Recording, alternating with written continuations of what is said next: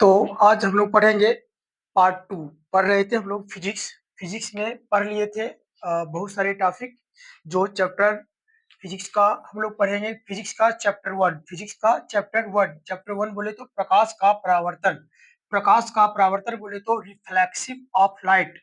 Reflexive of light यानी प्रकाश का परावर्तन में हम लोग पीछे पार्ट 1 में बहुत सारे बेसिक कॉन्सेप्ट को देख लिए थे। आज हम लोग देखेंगे पार्ट 2। क्या देखेंगे? पार्ट 2 में पार्ट 2 को देखने से पहले यदि आप पार्ट 1 को नहीं देखे हैं तो उसे जरूर देखें। तो सबसे पहले इसमें जो हम लोग पढ़ेंगे वो है किरण। क्या पढ़ेंगे अब? किरण। किरण किरण को रे कहते हैं, अंग्रेजी में क्या कहते हैं? रे, RAY। रे, रे बोले तो किरण, रे बोले तो किरण। किरण क्या है? तो किरण प्रकाश के चलने के पथ होता है। किरण क्या होता है? प्रकाश के चलने के पथ। पथ बोले तो रास्ता। तो हम जानते हैं कि प्रकाश हमेशा सीधी रेखा में गमन करती है। प्रकाश हमेशा सीधी रेखा में गमन करती है। सीधी रेखा बोले तो सरल रेखा, यानी सरल रेखा बोले तो स्ट्रेट लाइन। यानी प्रकाश जब भी चलती है तो कैसे चलती है? सीधी रेखा में। तो बोलेंगे प्रकाश, क्या बोलेंगे? प्रकाश प्रकाश के चलने प्रकाश के चलने के चलने के पथ प्रकाश के चलने के पथ को किरण, क्या बोलेंगे? किरण। किरण बोले तो रे, किरण बोले तो रे, किरण। RAY, रे, रे बोले तो किरण कहते हैं। पूछेगा किरण किसे कहते हैं? किरण किसे कहते हैं? तो क्या बोलेंगे? प्रकाश के चलने के पथ को, प्रकाश के चलने के पथ को क्या कहते हैं? किरण। तो हम जानते हैं प्रकाश कैसे कैसे चलती है। तो इस प्रकार सीधी रेखा में प्रकाश कैसे चलती है? सीधी रेखा में गमन करती है। प्रकाश सीधी रेखा में गमन करती है। यानी कि ये किरण है। ये क्या है? ये किरण। ये क्या है? ये किरण है। ये क्या है? किरण है, क्योंकि प्रकाश इसी प्रकार इसी पथ से होकर जाती है। किस पथ से होकर जाती है? तो सीधी पथ से। प्रकाश किस पथ से होकर जाती है या प्रकाश किस पथ से चलती है? बोलेंगे सीधी पथ, यानी कि सरल रेखा। तो प्रकाश हमेशा सरल रेखा में गमन करती है, इसलिए बोलेंगे प्रकाश के चलने के पथ को क्या कहते हैं? किरण। प्रकाश के चलने के पथ को क्या बोलेंगे? किरण। अब अगला देखेंगे किरण पुंज। क्या देखेंगे? किरण पुंज। किरण पुंज। किरण पुंज क्या है? तो अब इसको समझते हैं। जब जब किरण अकेला रहेगा, जब किरण अकेला रहेगा तो उसे किरण ही बोलना है। जब किरण अकेला रहेगा तो उसे क्या बोलेंगे? किरण। जैसे देखिए, जैसे ये देखिए, ये क्या है? ये किरण है। ये क्या है? किरण। किरण है। ये क्या है? ये भी किरण है। ये क्या है? ये भी किरण है। ये क्या है? ये भी किरण है। ये क्या है? ये भी किरण है। ये क्या है? ये भी किरण है। सब किरण है। क्यों? क्योंकि ये सब अकेला है। जब रहेगा एक तो बोलना है किरण, जब रहेगा अकेला तो क्या बोलना है? किरण। लेकिन जब यह समूह में रहेगा, किसमें रहेगा? समूह में। जैसे देखिए, ये सब किसमें है? समूह में। ये सब किसमें हो गया? अब समूह में। ये सब किसमें हो गया? समूह में। ये सब किसमें हो गया? समूह में। यानी जब एक से अधिक रहेगा, जब एक से अधिक रहेगा तो उसे क्या बोलेंगे? समूह में। समूह बोले तो ग्रुप में। तो कहने का तात्पर्य है जब जब किरण अकेला रहेगा तो वह किरण होगा। जब किरण एक रहेगा, अकेला रहेगा तो वह क्या होगा? किरण। लेकिन जब एक से अधिक, जैसे यहां देखिए एक से अधिक है, ये सब क्या है? एक से अधिक है। जब एक से अधिक रहेगा अर्थात जब समूह में रहेगा तो उसे बोलेंगे किरण पुंज। क्या बोलेंगे? किरण पुंज। पुंज का मतलब होता है पुंज मतलब जमा, पुंज मतलब जमा। जब जमा रहेगा यानी जब एक से अधिक रहेगा, जब समूह में रहेगा, जब ग्रुप में रहेगा तो उसे क्या बोलना है? किरण पुंज। क्या बोलना है? किरण पुंज। तो किरण का समूह है, किरण का समूह है तो किरण पुंज। यहाँ किरण का समूह है तो किरण पुंज। यहाँ किरण का समूह है तो किरण पुंज। यहाँ किरण का समूह है तो किरण पुंज। यहाँ किरण का समूह है तो किरण पुंज। यहाँ किरण का समूह है तो किरण पुंज। यानी जब समूह में रहेगा तो किरण पुंज होगा, जब किरण समूह में रहेगा तो किरण पुंज होगा। जैसे लड़का का समूह लड़का पुंज, लड़की का समूह लड़की पुंज, किरण का समूह किरण पुंज। जो समूह में रहता है वह उसका पुंज हो जाएगा। क्या हो जाएगा? पुंज। तो जाहिर सी बात है, अभी हम लोग पढ़ रहे हैं किरण पुंज, तो इसको बोलेंगे किरणों के समूह। क्या बोलेंगे? किरणों। किसका समूह बोलेंगे? किरणों के समूह। किरणों के समूह को क्या कहते हैं? किरण पुंज। किरणों के समूह को किरणों के समूह को किरण पुंज कहते हैं। किरण पुंज पढ़ रहे हैं तो बोलेंगे किरणों के समूह। अगर मान लीजिए जैसे मिठाई का समूह, बहुत सारा मिठाई है तो बोलेंगे मिठाई पुंज। कलम का समूह तो बोलेंगे कलम पुंज। किताब का समूह तो बोलेंगे किताब पुंज। किताबों का समूह किताब पुंज। उसी प्रकार किरण का समूह, ये सब किसका समूह है? किरण का समूह है, इसलिए बोलेंगे किरणों के समूह। किरणों के समूह को क्या कहते हैं? किरण पुंज कहते हैं। किरणों के समूह को क्या कहते हैं? किरण पुंज कहते हैं। अब इसको साफ कर देते हैं। अब आगे समझते हैं। किरण पुंज हम लोग देख लिए। किरण पुंज जो होता है, ये किरण पुंज जो होता है, ये मुख्यतः 3 प्रकार का होता है। याद रखिएगा, पूछेगा किरण पुंज कितने प्रकार का होता है? किरण पुंज कितने प्रकार का होता है? क्या बताना है? किरण पुंज 3 प्रकार का। कितना प्रकार का? 3 प्रकार का होता है। किरण पुंज कितने प्रकार का? 3 प्रकार का। पहला बोलना है किरण पुंज कितना प्रकार? 3 प्रकार। किरण पुंज का प्रकार कितना है? 3। एक बोलना है अभिसारी। क्या बोलना है? अभिसारी। अभिसारी किरण पुंज। अभिसारी किरण पुंज। और दूसरा बोलना है समानांतर। क्या बोलना है? समानांतर किरण पुंज। समानांतर किरण पुंज। और तीसरा बोलना है अपसारी। क्या बोलना है? अपसारी। अपसारी किरण पुंज। अपसारी किरण पुंज। तो किरण पुंज कितने प्रकार का होता है? बोलेंगे 3 प्रकार का। कहेगा कौन कौन? तो बोलना है अभिसारी किरण पुंज नंबर 1 एंड नंबर 2, समानांतर किरण पुंज एंड नंबर 3 अपसारी किरण पुंज। यानी किरण पुंज के 3 टाइप्स होते हैं। अब देखते हैं सभी को बारी बारी से। सबसे पहले देखते हैं अभिसारी किरण पुंज किसे कहते हैं? अभिसारी अभिसारी किरण पुंज किसे कहते हैं? तो अभी अभी हम देखे हैं किरण पुंज क्या है, तो किरणों के समूह को किरण पुंज कहते हैं। जब अकेला रहता है तो उसे किरण बोलते हैं। जब एक से अधिक हो जाता है, समूह में रहता है, किरण जब समूह में है तो किरण पुंज हो जाएगा। क्या हो जाएगा? किरण पुंज। तो अब हम लोग देखते हैं अभिसारी। अभिसारी किरण पुंज कैसा होता है? तो ध्यान दीजिए, अभिसारी किरण पुंज जो होता है, अभिसारी किरण पुंज इस प्रकार का होता है। इस प्रकार की किरण पुंज में अभिसारी जो किरण पुंज होता है, इस प्रकार की किरण पुंज में किरणें, प्रकाश की किरणें एक बिंदु पर आकर मिलती है। एक बिंदु पर आकर मिलती है। एक बिंदु पर आकर मिलती है। इसमें देख लीजिए, जितने भी प्रकाश की किरण है, सब कहाँ मिलती है? एक बिंदु पर आकर मिल रही है। ये भी किरण यहीं पर मिल रही है, ये भी किरण यहीं मिल रही है, ये भी किरण यहीं मिल रही है, ये भी किरण यहीं मिल रही है, और ये भी किरण यहीं पर मिल रही है। तो अभिसारी किरण पुंज में क्या होता है? इस प्रकार की किरण पुंज में प्रकाश की किरणें एक बिंदु पर आकर मिलती है। एक बिंदु पर आकर मिलती है, तो इसे बोलते हैं अभिसारी किरण पुंज। वो इस बोलेगा अभिसारी किरण पुंज किसे कहते हैं? तो कहेंगे वैसा किरण पुंज जिसमें प्रकाश की किरणें एक बिंदु पर आकर मिलती है। जिसमें प्रकाश की किरणें एक बिंदु पर आकर मिलती है, उसे क्या बोलते हैं? अभिसारी किरण पुंज। तो लिखेंगे अभिसारी किरण पुंज का परिभाषा। पूछेगा अभिसारी, क्या पूछेगा? अभिसारी किरण पुंज किसे कहते हैं? अभिसारी किरण पुंज किसे कहते हैं? तो बोलेंगे वैसा किरण पुंज। वैसा किरण वैसा किरण पुंज वैसा किरण पुंज जिसमें जिसमें प्रकाश जिसमें प्रकाश की प्रकाश की प्रकाश की किरणें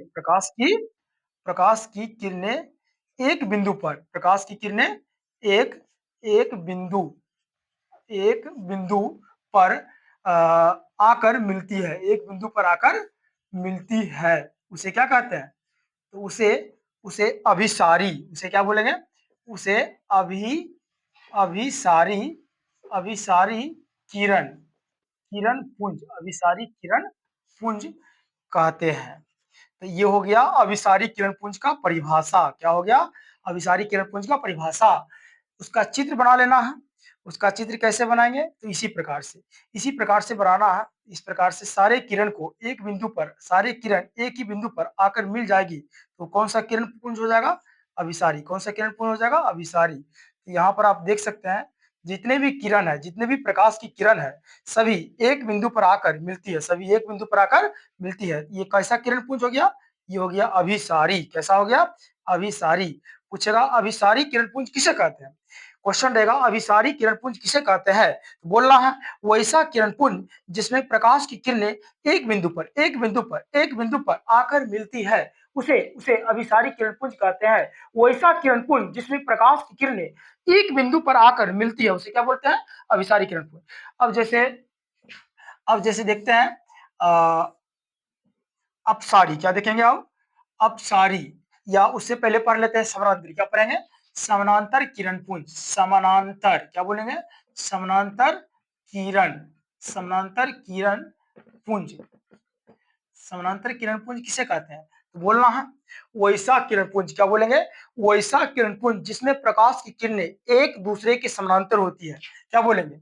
वैसा वैसा वैसा किरण, वैसा किरण पुंज, वैसा किरण पुंज जिसमें जिसमें प्रकाश जिसमें प्रकाश की किरणें, जिसमें प्रकाश की, क्या बोलेंगे? जिसमें प्रकाश की प्रकाश की किरणें प्रकाश की किरणें एक एक दूसरे एक दूसरे के एक दूसरे के क्या होती है? समानांतर होती है। एक दूसरे के समानांतर होती है, उसे क्या कहते हैं? तो बोलेंगे समानांतर किरण पुंज। उसे समानांतर समानांतर बोले तो पैरेलल, समानांतर बोले तो पैरेलल, PARALLEL, पैरेलल, पैरेलल किरण पुंज, समानांतर किरण पुंज कहते हैं। तो क्वेश्चन रहेगा समानांतर किरण पुंज किसे कहते हैं? तो क्या बोलेंगे? बोलेंगे वैसा किरण पुंज। अब पहले इसको डायग्राम से समझते हैं। जैसे देख लीजिए, इसमें जितने भी प्रकाश की किरण है, जितने भी प्रकाश की किरण है, ये एक दूसरे के क्या है? एक दूसरे के समानांतर है। एक दूसरे क्या है? एक दूसरे के समानांतर है। एक दूसरे क्या है? समानांतर है। तो जाहिर सी बात है, ये जो प्रकाश की किरण है, ये समूह में है और एक दूसरे के समानांतर है। जब समूह में है तो किरण पुंज होगा, और जैसे किरण पुंज होगा तो इसमें देखना है कि ये जो किरण है प्रकाश की, ये किस प्रकार का है। एक बिंदु पर आकर मिलती है कि एक दूसरे के समानांतर है। समानांतर बोले तो पैरेलल है। तो यहाँ देख रहे हैं कि जितने भी रे है, जितने भी किरण है, वो एक दूसरे के पैरेलल है। पैरेलल बोले तो समानांतर है, इसीलिए इसे बोलेंगे समानांतर किरण पुंज। यानी वैसा किरण पुंज जिसमें प्रकाश की किरण एक जिसमें प्रकाश की किरण एक दूसरे के समानांतर होती है। एक दूसरे की क्या है? समानांतर है, इसलिए इसे बोलेंगे समानांतर किरण पुंज। समानांतर बोले तो क्या? समानांतर का मतलब वे दो रेखाएं समानांतर रेखाएं कहलाती है यदि उसे आगे या पीछे किसी भी दिशा में बढ़ाया जाए तो वह कहीं भी एक दूसरे को नहीं काटेगी या कहीं भी एक दूसरे से नहीं मिलेगी, तथा उन दोनों रेखाओं के बीच की दूरी समान होती है। तो वह दो रेखाएं क्या कहलाती है? समानांतर। तो यहां आप देख सकते हैं कि ये कोई भी दो किरण के बीच की दूरी समान है, कोई भी दो किरण के बीच की दूरी समान है, और कोई भी दो किरण को आप यदि आगे या पीछे किसी भी दिशा में बढ़ाते हैं तो वह कहीं भी एक दूसरे से नहीं मिल सकती है, क्योंकि ये दोनों के बीच की दूरी क्या है? समान है। तो इस प्रकार की रेखाएं क्या कहलाती है? समानांतर। और ये समानांतर किरण है, यानी समानांतर ये हो गया समूह में किरण, अर्थात समानांतर किरण पुंज। तो बोलना है समानांतर किरण पुंज किसे कहते हैं? तो बोलना है वैसा किरण पुंज जिसमें प्रकाश की किरणें एक दूसरे के क्या है? समानांतर है, उसे समानांतर किरण पुंज कहते हैं। अब एक बच गया अपसारी। क्या बच गया? अपसारी। अपसारी किरण पुंज किसे कहते हैं? अपसारी किरण पुंज किसे कहते हैं? तो बोलना है वैसा किरण पुंज। क्या बोलेंगे? वैसा वैसा किरण वैसा किरण पुंज वैसा किरण पुंज जिसमें जिसमें प्रकाश की प्रकाश की किरणें क्या होती है? जिसमें प्रकाश की किरणें एक एक बिंदु से निकलकर से एक बिंदु से निकलकर क्या होती है? लगातार फैलती जाती है। लगातार लगातार फैलती, लगातार फैलती जाती है, एक बिंदु से निकलकर लगातार फैलती जाती है, उसे उसे उसे क्या कहते हैं? उसे कहते हैं अ, अपसारी। क्या बोलेंगे?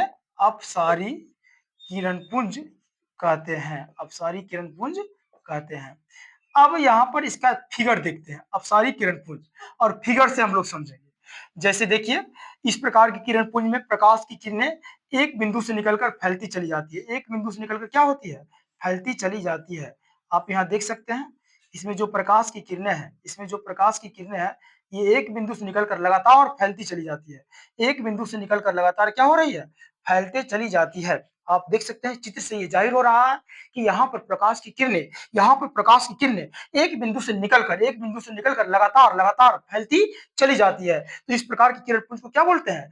अपसारी किरणपुंज। पूछेगा अपसारी किरणपुंज किसे कहते हैं, तो बोलना है वो ऐसा किरणपुंज जिसमें प्रकाश की किरणें एक बिंदु से निकलकर लगातार फैलती चली जाती है, उसे ही अपसारी किरणपुंज कहते हैं। तो जल्दी से इसको स्क्रीनशॉट कीजिए, इसके बाद आगे बढ़ते हैं।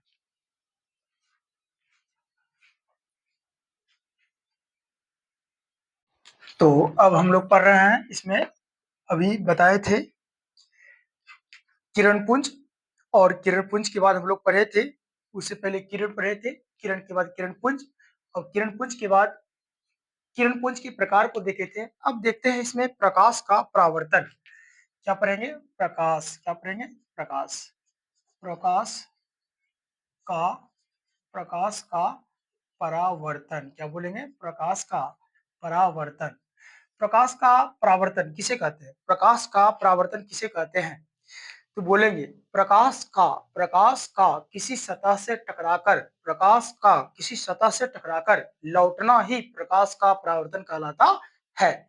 जैसे मान लीजिए कि हम टॉर्च जलाते हैं, तो ये टॉर्च जो जलाते हैं, अगर हम किसी दीवार पर टॉर्च को जलाते हैं, तो टॉर्च से निकलने वाली प्रकाश की किरणें दीवार से टकराएगी कि दीवार को पार कर जाएगी, तो बोलेंगे दीवार से टकराएगी। जाहिर सी बात है, जब टकराएगी तो टकरा करके वो लौटेगी, टकरा करके वो क्या होगी? लौटेगी। या किसी भी ऐसे सतह पर जब हम प्रकाश की किरण को डालते हैं या फोकस करते हैं, या प्रकाश की किरण उस पर जाती है या पड़ती है, तो प्रकाश की किरण वह उस सतह से यदि टकरा के लौट जाती है, तो वहां पर उसे क्या बोलेंगे? प्रकाश का परावर्तन। यानी जो टकरा के लौट जाएगा उसे बोलेंगे उसका परावर्तन। प्रकाश यदि किसी सतह से टकराती है और टकराने के बाद वह लौट जाती है, तो उसे बोलते हैं प्रकाश का परावर्तन। यदि यदि कोई लड़का है, अब लड़का दौड़ते दौड़ते सामने किसी दीवार से टकरा गया और टकरा के पीछे धक्का लगने के कारण पीछे लौट गया, यानी टकराया और टकराने के बाद पीछे वापस आ जाता है, तो उसे क्या बोलेंगे? लड़का का परावर्तन। यानी जो जिससे टकरा के लौटेगा, जिससे या किसी से भी, जो भी किसी चीज से टकरा के लौटेगा, वह क्या हो जाएगा? उसका उसका जो लौटेगा उसका परावर्तन हो जाएगा, उसे क्या बोलेंगे? उसका परावर्तन। जाहिर सी बात है, यदि प्रकाश की किरण किसी सतह से टकराती है और टकराने के बाद वह उसे पार नहीं कर पाती है, बल्कि वह टकरा करके लौट जाती है, तो उसे बोलते हैं प्रकाश का परावर्तन। क्या बोलते हैं? प्रकाश का परावर्तन। तो प्रकाश का परावर्तन किसे कहते हैं? तो बोलेंगे बोलेंगे प्रकाश का, क्या बोलेंगे? प्रकाश प्रकाश का किसी सतह, प्रकाश का किसी सतह सतह से टकराकर, प्रकाश का किसी सतह से टकराकर लौटना, सतह से टकराकर लौटना प्रकाश का परावर्तन, प्रकाश का परावर्तन कहलाती है, प्रकाश का परावर्तन कहलाती है। अब यहाँ पर अगर मान लीजिए मेरे पास कोई बॉल है, बॉल बोले तो गेंद, यदि हम किसी गेंद को किसी दीवार पर फेंकते हैं, तो दीवार दीवार से पार कर जाएगी कि वो वापस आ जाएगी, तो वापस टकरा कर लौट जाएगी, वापस टकरा कर क्या हो जाएगी? लौट जाएगी। तो बोलेंगे जैसे गेंद को हम किसी दीवार पर फेंकते हैं, तो वह दीवार से टकरा कर वापस लौट जाती है, तो यहाँ पर क्या हो जाएगा? यहाँ हो जाएगा गेंद का परावर्तन। किसका परावर्तन होगा? गेंद का परावर्तन। तो उसी प्रकार प्रकाश किसी सतह से टकराती है तो वह टकराकर लौट जाती है, तो हम उसे बोलते हैं प्रकाश का परावर्तन। परावर्तन बोले तो टकराकर लौटना, परावर्तन बोले तो टकराकर लौटना। तो यहाँ पर बोलना है प्रकाश का परावर्तन, तो बोलेंगे प्रकाश का किसी सतह से टकराकर लौटना, प्रकाश का किसी सतह से टकराकर लौटना प्रकाश का परावर्तन कहलाती है। अब नोट में याद रखिएगा, प्रकाश का परावर्तन किसमें होता है? तो अपारदर्शी पदार्थ में होता है। प्रकाश का परावर्तन के लिए कैसा पदार्थ आवश्यक है? बोलेंगे अपारदर्शी। पारदर्शी रहेगा तो प्रकाश की किरण टकरा के वापस नहीं लौट पाएगा। पारदर्शी होने के कारण प्रकाश की किरण उससे पार कर जाएगा, जिसके कारण वो टकरा कर लौटेगा ही नहीं। तो टकरा कर लौटने हेतु उस पदार्थ को जिससे वह टकराएगा वह कैसा होना चाहिए? तो बोलेंगे अपारदर्शी। क्या बोलेंगे? अपारदर्शी। बोलेंगे नोट में याद रखिएगा, अपारदर्शी अपारदर्शी पदार्थ अपारदर्शी पदार्थ से प्रकाश का प्रकाश का परावर्तन प्रकाश का परावर्तन होता है। पूछेगा किस पदार्थ से प्रकाश का परावर्तन होता है, तो क्या बोल रहा है? अपारदर्शी। कैसा पदार्थ से होगा? तो अपारदर्शी। जब भी प्रकाश का परावर्तन होगा तो किस प्रकार के पदार्थ से होगा? तो बोलेंगे अपारदर्शी पदार्थ से होगा। पारदर्शी पदार्थ से क्या परावर्तन होना संभव है? बोलेंगे नहीं, प्रकाश का परावर्तन पारदर्शी पदार्थ से नहीं हो सकता है। पारदर्शी पदार्थ से प्रकाश पार कर जाएगी तो परावर्तन नहीं हो पाएगा। प्रकाश का परावर्तन हेतु कैसा पदार्थ आवश्यक है? तो बोलेंगे अपारदर्शी। कैसा पदार्थ? अपारदर्शी। अब इसके बाद हम लोग देखेंगे प्रकाश का, क्या देखेंगे? प्रकाश प्रकाश का प्रकाश का परावर्तन प्रकाश का परावर्तन का नियम प्रकाश का परावर्तन का नियम प्रकाश का परावर्तन का नियम क्या है? तो प्रकाश, हम जानते हैं कि प्रकाश किसी सतह से टकराकर लौट जाती है तो वह प्रकाश का परावर्तन होता है। यानी प्रकाश का किसी सतह से टकराकर लौटना प्रकाश का परावर्तन होता है, कहलाता है। किंतु बोलेंगे प्रकाश जब किसी सतह से टकराकर लौटती है तो लौटने के फलस्वरूप वह जिस जिस नियम का पालन करती है वह सारा नियम को हम लोग क्या बोलेंगे? प्रकाश का परावर्तन का नियम। प्रकाश का परावर्तन का नियम क्या है? बोलेंगे प्रकाश, क्या बोलेंगे? प्रकाश किसी सतह से प्रकाश किसी किसी सतह से टकराकर टकराकर टकराकर लौटने के फलस्वरूप प्रकाश किसी सतह से टकराकर लौटने के लौटने के फलस्वरूप जिस जिस नियम का पालन करती है जिस नियम का पालन पालन करती है पालन करती है उसे उसे क्या कहते हैं? तो उसे क्या बोलेंगे? उसे प्रकाश का परावर्तन का नियम कहा जाता है। प्रकाश का परावर्तन का नियम कहा जाता है। प्रकाश का परावर्तन का नियम कहा जाता है। तो क्वेश्चन रहेगा प्रकाश का परावर्तन का नियम किसे कहा जाता है? तो बोलेंगे प्रकाश किसी सतह से टकराकर लौटने के फलस्वरूप अर्थात लौटने के फलस्वरूप जिस नियम का पालन करती है उसे प्रकाश का परावर्तन का नियम कहा जाता है। अब हम लोग देखेंगे इसमें प्रकाश प्रकाश का परावर्तन का नियम प्रकाश का बोलेंगे प्रकाश का परावर्तन का दो नियम होता है। प्रकाश का परावर्तन का कितना नियम होता है? दो नियम। पूछेगा प्रकाश का परावर्तन का कितना नियम होता है? क्या बोलेंगे? बोलेंगे दो नियम होता है। कितना नियम? दो नियम होता है। अब ये दो नियम कौन कौन है? तो इस नियम को समझने के लिए आइए हम लोग देखते हैं एक फिगर को। इसको समझने हेतु एक समतल सतह लेना है। क्या लेना है? समतल सतह। प्रकाश का परावर्तन का दो नियम होता है।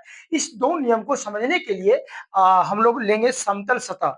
समतल सतह बोले तो लेते हैं समतल दर्पण। क्या ले लेते हैं? समतल दर्पण। समतल सतह का सबसे बढ़िया और सबसे बेहतर उदाहरण समतल दर्पण है, तो हम लेते हैं समतल दर्पण। तो समतल दर्पण यानी कि प्रकाश का परावर्तन का दो नियम होता है। इसको समझने हेतु हम एक बना रहे हैं समतल दर्पण। ये क्या है? ये समतल दर्पण। ये कैसा दर्पण है? ये समतल दर्पण है। ये किस प्रकार का दर्पण है? बोलना है समतल। कैसा दर्पण है? समतल दर्पण। समतल दर्पण के पीछे का सतह, ये जो पीछे का सतह है वह रंजित किया हुआ है, यानी इस पर पेंट किया हुआ है। तो इस पर जो पेंट किया हुआ है किसका, इस पर एक पतली परत चढ़ी है, पतली परत चढ़ी हुई है।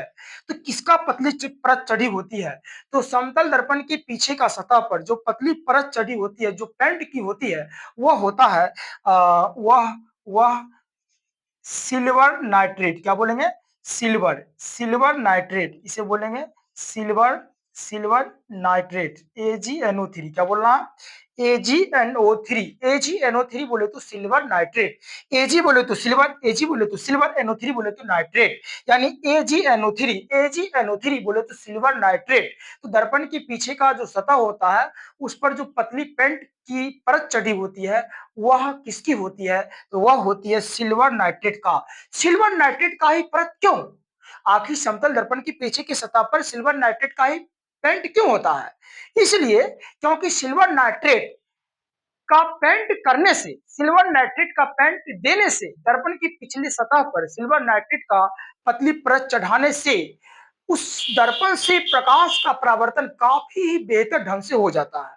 यानी प्रकाश का परावर्तन अच्छा से होने के लिए सिल्वर नाइट्रेट का ही पेंट उत्तम होता है। यही कारण है कि सिल्वर नाइट्रेट का पेंट दर्पण के पीछे, समतल दर्पण के पीछे चढ़ा होता है। अब इसमें एक लंब डालते हैं, क्या डालते हैं इस पर, लंब। लंब बोले तो 90 डिग्री कोण के साथ, कितना कोण के साथ, 90 डिग्री कोण के साथ।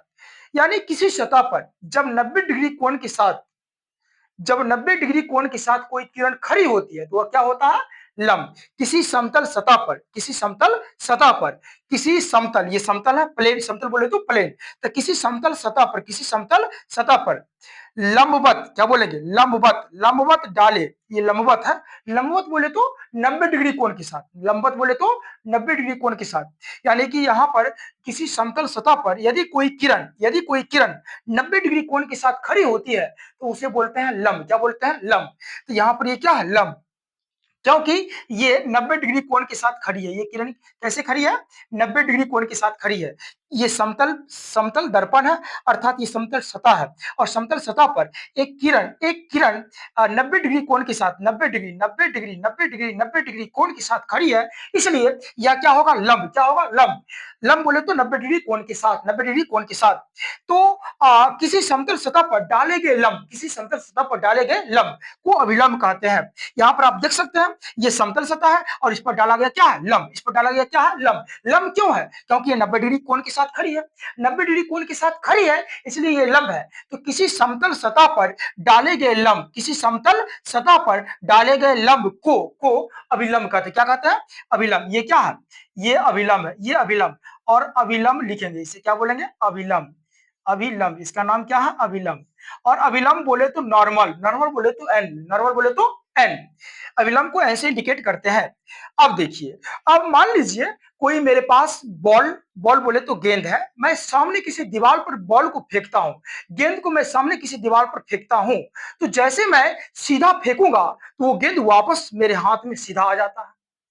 लेकिन जैसे मैं गेंद उस दीवार पर मैं ऐसे तिरछा फेंकता हूं, गेंद को पकड़ के तिरछा ऐसे फेंकता हूं सामने की दीवार पर, तो वो गेंद वापस मेरे हाथों में नहीं आ पाता है। वो उसी उसी एंगल से, उसी कोण के साथ, जितना कोण के साथ मैंने इसे फेंका दीवार पर, उतना ही कोण बनाते हुए वह दीवार से टकरा करके लौट जाएगी। जैसे जैसे देखिए, जैसे मान लीजिए ये दीवार है, मैं यहां से एक गेंद फेंकता हूं, यहां से गेंद फेंकता हूं, ये गेंद जैसे आएगी वापस वापस फिर मेरे हाथों में चली आएगी। लेकिन यदि मैं इस गेंद को यहां से फेंकता हूं, यहां से इस प्रकार से तिरछा, तो क्या गेंद वापस हाथ में आएगी, वापस हाथ में आएगी, नहीं आएगी। तो ये फिर कैसे जाएगी, गेंद जितना कोण के साथ इधर से आई थी उतना ही डिग्री कोण बना करके ये गेंद इधर लौट जाएगी, टकरा करके इधर लौट जाएगी। अगर मान लीजिए गेंद ऐसे यहां से ऐसे फेंकते हैं, ऐसे इतना डिग्री कोण के साथ, इतना इतना डिग्री का कोण, इतना डिग्री कोण के साथ आ रही है, तो वह यह कोण इधर से जो ये बॉल, इधर से यह गेंद जो टकरा के फिर जाएगी, वह भी इतना ही डिग्री कोण के साथ टकरा के जाएगी। यानी ये भी इतना ही डिग्री के साथ। अगर गेंद इतना डिग्री के साथ आती है, इधर से भी गेंद इतना ही डिग्री के साथ जाएगी। यानी कि जितना डिग्री के साथ आएगी उतना ही डिग्री के साथ टकरा करके जाएगी, लौट जाएगी। तो यहां पर प्रकाश की किरण के साथ भी ऐसी होता है। ये प्रकाश की किरण इस प्रकार से आ रही है, इस प्रकार से आ रही है। तो जैसे ये प्रकाश की किरण आएगी तो उतना ही डिग्री कोण बना करके क्या होगी, उतना ही डिग्री कोण बना करके ये किरण फिर टकरा के लौट जाएगी। और इसको बोलते हैं आ रही है, ये किरण क्या हो रही है, आ रही है, आ रही है, ये किरण क्या हो रही है, आ रही है, यानी आने वाला किरण है। कैसा किरण है, आने वाला किरण है। और ये कैसा किरण है, ये टकराकर लौटने वाला किरण है, ये टकराकर लौटने वाला किरण है। तो आने वाले किरण को आपतित किरण कहेंगे। क्या बोलेंगे, आपतित किरण, आने वाले किरण को आपतित किरण। और टकराकर लौटने वाले किरण को परावर्तित किरण कहेंगे। इसका नाम क्या बोलेंगे, आपतित किरण। क्या बोलेंगे, आपतित, आपतित किरण। इसका नाम क्या बोलेंगे, आपतित किरण। और इसको क्या बोलेंगे, इसको बोलेंगे परावर्तित। क्या बोलेंगे, परावर्तित किरण। अब आपतित किरण और अभिलंब, ये बीच वाला क्या है, अभिलंब, ये अभिलंब और ये आपतित किरण। आपतित किरण को इसको कहते हैं कोण आई। क्या बोलते हैं, कोण आई। और परावर्तित किरण को कोण आर से इंडिकेट करते हैं। आपतित किरण को कोण आई से इंडिकेट करते हैं और परावर्तित किरण को कोण आर से इंडिकेट करते हैं। यानी कि आपतित किरण बोले तो आने वाला किरण, परावर्तित किरण बोले तो टकराकर लौटने वाला किरण, और अभिलंब बोले तो किसी समतल सतह पर डाले गए लंब, किसी समतल सतह पर डाले गए लंब को अभिलंब कहेंगे। अभिलंब बोले तो नॉर्मल, और नॉर्मल का फर्स्ट लेटर एन है, इसलिए इसे एन से इंडिकेट करते हैं। इसे क्या करते हैं, एन से इंडिकेट करते हैं। अब यहां पर अभी हम देखे हैं कि प्रकाश का परावर्तन का कितने नियम होते हैं, तो दो नियम होते हैं। तो वो दो नियम को आप समझते हैं। जैसे देखिए यहां पर इस चित्र से ये जाहिर हो रहा है कि आपतित किरण परावर्तित किरण, ये क्या है, आपतित किरण, और ये क्या है, परावर्तित किरण। आपतित किरण, परावर्तित किरण, और उस बिंदु पर उस बिंदु पर डाले गए लंब, अभिलंब, उस बिंदु पर डाले गए अभिलंब, आपतित किरण, परावर्तित किरण, और उस बिंदु पर डाले गए अभिलंब, तीनों एक ही तल में होते हैं। तीनों कहां होते हैं, एक ही तल में। तो ये क्या है, ये पहला नियम बन गया, प्रकाश का परावर्तन का पहला नियम। क्या बन गया, इसको साफ कर देते हैं, इसकी आवश्यकता नहीं है, आप लिखेंगे। इसका बोलेंगे पहला नियम। क्या बोलेंगे, आपतित किरण। क्या बोलेंगे, आपतित आपतित किरण। क्या बोलेंगे, आपतित किरण। आपतित किरण बोले तो आने वाला किरण, आपतित किरण बोले तो आने वाला किरण। उसके बाद बोलेंगे परावर्तित किरण, परावर्तित किरण। आपतित किरण, परावर्तित किरण बोले तो टकराकर यहां से ये किरण आ रही है और यहां पर आने के बाद दर्पण से टकरा करके जा रही है। तो टकराकर लौटने वाला किरण को परावर्तित किरण कहते हैं।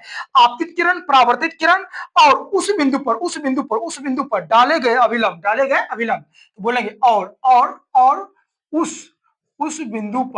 उस बिंदु पर डाले गए अभिलंब, तीनों कहां होते हैं, तीनों एक ही तल में होते हैं। तीनों कहां होते हैं, एक ही तल में होते हैं। तीनों कहां होते हैं, एक ही तल में होते हैं। अब इसमें हम लोग को समझना है इसका सेकंड नियम, प्रकाश का परावर्तन का दूसरा नियम। क्या समझेंगे, प्रकाश का परावर्तन का दूसरा नियम। तो ध्यान दीजिए, अभी हम बताए थे जितना डिग्री कोण के साथ आती है किरण, उतना ही डिग्री कोण के साथ वह किरण टकरा करके लौट जाती है, यानी परावर्तित हो जाती है। यानी कि हम बोलेंगे इसको बोलते हैं आपतन कोण। इसको क्या बोलते हैं, आपतन कोण। इसको क्या बोलते हैं, इसको बोलते हैं आपतन कोण। इधर लिख देते हैं आपतन। क्या बोलेंगे, आपतन कोण। और इसको क्या बोलते हैं, इधर बोलेंगे, इसको बोलेंगे, इधर लिख देते हैं परावर्तन। क्या बोलेंगे, परावर्तन। यहाँ जो कोण आ रहा है इसे क्या बोलेंगे, परावर्तन कोण। यानी कि आपतित किरण और अभिलंब के बीच जो कोण बनता है उसे आपतन कोण कहते हैं। आपतित किरण, अभिलंब के बीच जो कोण बनता है उसे आपतन कोण कहते हैं और इसे कोण आय से इंडिकेट करते हैं। परावर्तन कोण किसे कहते हैं? तो बोलेंगे परावर्तित किरण। क्या कौन सा किरण है? परावर्तित। बोलेंगे परावर्तित किरण और अभिलंब के बीच जो कोण बनता है उसे उसे परावर्तन कोण कहते हैं और इसे आर से इंडिकेट करते हैं। इसे आर से इंडिकेट करते हैं।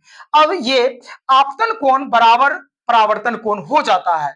ये आपतन कोण है और ये कौन सा कोण है? परावर्तन। हम पहले ही बताए थे जितना आप आएगी किरण, जितना कोण बना करके उतना ही कोण बना करके वह टकरा करके लौटेगी, यानी परावर्तित होगी। तो जाहिर सी बात है आपतन कोण बराबर क्या होगा? परावर्तन कोण। ये होगा प्रकाश का परावर्तन का दूसरा नियम। क्या होगा? आपतन कोण बराबर क्या होगा? परावर्तन। आपतन कोण बराबर परावर्तन कोण। आपतन कोण बोले तो कोण आय और परावर्तन कोण बोले तो कोण आर। आपतन कोण बोले तो कोण आय, परावर्तन कोण बोले तो कोण आर। अब अगर दोनों बराबर है, अगर मान लीजिए कि आपतन कोण का मान 30 डिग्री है तो क्या परावर्तन कोण का मान कितना हो जाएगा? तो बोलेंगे 30 डिग्री। आपतन कोण जितना उतना परावर्तन कोण, क्योंकि दोनों आपस में क्या होते हैं? बराबर। अगर आपतन कोण 45 डिग्री है तो परावर्तन कोण भी कितना डिग्री हो जाएगा? 45। अगर आपतन कोण 60 डिग्री है तो परावर्तन कोण भी कितना होगा? 60। अगर आपतन कोण 0 डिग्री है तो परावर्तन कोण भी कितना हो जाएगा? 0 डिग्री। यानी कि जितना होगा आपतन कोण उतना ही होगा परावर्तन कोण। पूछेगा यदि आपतन कोण का मान 45 डिग्री है तो परावर्तन कोण का मान क्या हो जाएगा? तो बोलेंगे 45 डिग्री ही हो जाएगा। यानी जितना आपतन कोण होगा उतना ही परावर्तन कोण होगा। कैसे? तो प्रकाश के परावर्तन के दूसरा नियम से। प्रकाश के परावर्तन के दूसरा नियम से आपतन कोण बराबर परावर्तन कोण होते हैं। इसलिए अगर आपतन कोण 30 है तो परावर्तन भी 30, आपतन 45 परावर्तन भी 45। जितना आपतन उतना परावर्तन। तो अब हम यहां पर देखेंगे जैसे मान लीजिए अगर किसी सतह पर जैसे इसको इधर लिख देते हैं, किसी समतल सतह पर मान लीजिए क्या है? समतल सतह है। समतल सतह पर लंबवत जब कोई किरण, किसी समतल सतह पर जब कोई किरण, मान लीजिए कोई किरण है, ये क्या कोई किरण है, तो कोई किरण जब कोई किरण किसी समतल सतह पर लंबवत पड़ती है, जब कोई किरण, जैसे मान लीजिए ये किरण है, अब यहां से ये जो किरण है, ये किरण यहां से आ रही है, यानी कि ये समतल सतह पर पड़ रही है। जब कोई किरण किसी समतल सतह पर लंबवत बोले तो 90 डिग्री कोण के साथ, लंबवत बोले तो 90 डिग्री कोण के साथ लंबवत पड़ती है। जब कोई किरण किसी समतल सतह पर लंबवत पड़ती है, जब कोई किरण किसी समतल सतह पर लंबवत पड़ती है तो वह टकराकर पुनः उसी पथ पर वापस लौट जाती है।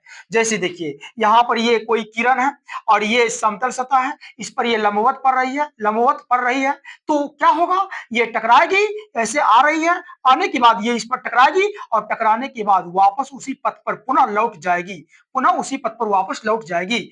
ये इसको बोलते हैं क्या? इसको बोलते हैं अविलंब। क्या बोलते हैं? अविलंब। क्योंकि लंबवत आ रही है, लंबवत आएगी, 90 डिग्री कोण के साथ आएगी तो उसे क्या बोलेंगे? अविलंब। अभी यहां बताए थे ना, लंबवत आएगी तो उसे क्या बोलते हैं? अविलंब। ये अविलंब है और ये समतल सतह है और ये आ रही है तो इसे बोलेंगे आपतित किरण। क्या बोलेंगे? आपतित किरण। इसे क्या बोलेंगे? आपतित किरण। और यहां से टकरा के जा रही है, इसे बोलेंगे परावर्तित। क्या बोलेंगे? परावर्तित किरण। क्या बोलेंगे? परावर्तित किरण। अब यहां ध्यान दीजिए, ये परावर्तित किरण है। ये कौन सा किरण है? परावर्तित किरण। अब देखिए जितना डिग्री कोण के साथ आती है, आपतित किरण बोले तो आने वाला, परावर्तित किरण बोले तो टकराकर लौटने वाला। तो यहां पर आपतित किरण और परावर्तित किरण के बीच थोड़ा भी गैप नहीं है। आपतित किरण और परावर्तित किरण के बीच थोड़ा भी गैप नहीं है, यानी थोड़ा भी स्थान खाली नहीं है, थोड़ा भी गैप नहीं है, जिसके कारण यहां पर कितना डिग्री का कोण बनेगा? यहां बनेगा आपतन कोण बोले तो कोण आय बराबर कोण आर, यानी कि 0 डिग्री बराबर क्या हो जाएगा 0 डिग्री। यानी कि जब कोई किरण किसी समतल सतह पर लंबवत पड़ती है तो उस समय कितना डिग्री का कोण बनता है, आपतन कोण और परावर्तन कोण। तो बोलेंगे आपतन कोण भी 0 डिग्री, और जैसे ही आपतन कोण 0 डिग्री होगा तो परावर्तन कोण भी क्या हो जाएगा 0 डिग्री। क्योंकि हम जानते हैं प्रकाश का परावर्तन का दूसरा नियम से कि आपतन कोण बराबर परावर्तन कोण होता है। तो जब कोई किरण किसी समतल सतह पर लंबवत पड़ेगी तो उस पर टकराने के बाद पुनः वह उसी पथ पर वापस लौट जाएगी, जैसे जिस पथ से आई थी उसी पथ पर वापस लौट जाएगी। और उस स्थिति में आपतन कोण बराबर परावर्तन कोण प्रकाश के परावर्तन के दूसरा नियम के अनुसार दोनों कोण का मान 0 डिग्री हो जाएगा। तो इससे हम अभी क्या समझे, इसको नोट में लिख लेते हैं। यहाँ नोट में लिख लेते हैं। नोट में लिखेंगे कि जब जब जब कोई किरण जब कोई किरण किसी किसी समतल सतह पर किसी समतल सतह पर लंबवत, क्या बोलेंगे, लंबवत पड़ती है, किसी समतल सतह पर लंबवत पड़ती है तो तो वह तो वह टकराने तो वह पुनः टकरा कर वापस उसी पथ पर वापस वापस उसी पथ पर उसी उसी पथ पथ पर लौट जाती है, उसी पथ पर लौट लौट जाती है। तो ये चीज ध्यान में रखना है। चलिए फिर मिलते हैं आगे।